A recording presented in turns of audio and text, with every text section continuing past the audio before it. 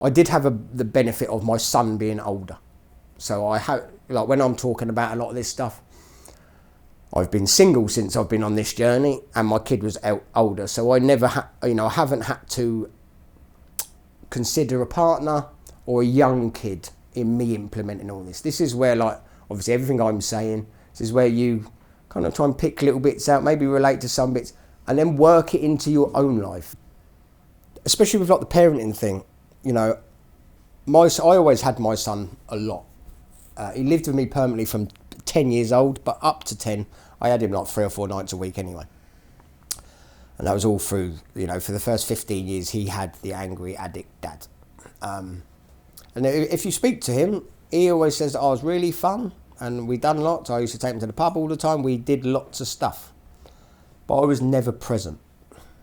I was there, but it was only until I started coming here and actually practicing mindfulness that I got the awareness that, wow, I was never really there for my boy. In body I was, but he had no emotional support from me. And then I got to actually really realise, like, hang on a minute, all these anger problems that we're having with him at school and stuff is an absolute reflection of me.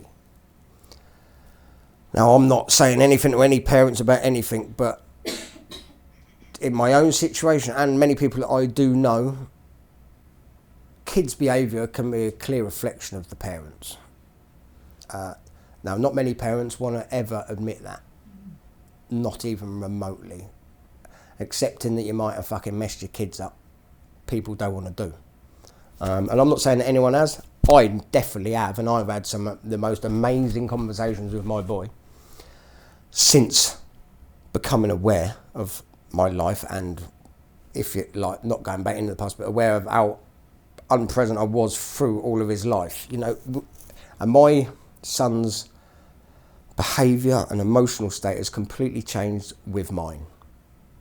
He will now openly come in and tell me if he's struggling. He has some issues with his mum, if you like, but he'll come and talk to me about that. He'll come and openly tell me he's struggling.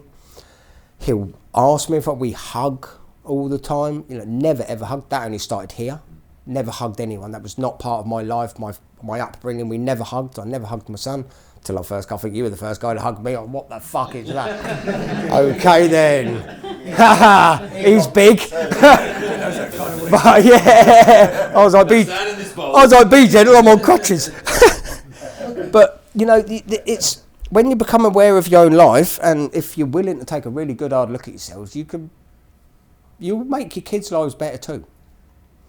And look, you might have to, for me, being honest with my son and talking to him, and also showing him how to be mindful in his life and helping him notice when he's not being mindful and he's distracted. It's brought us together so much.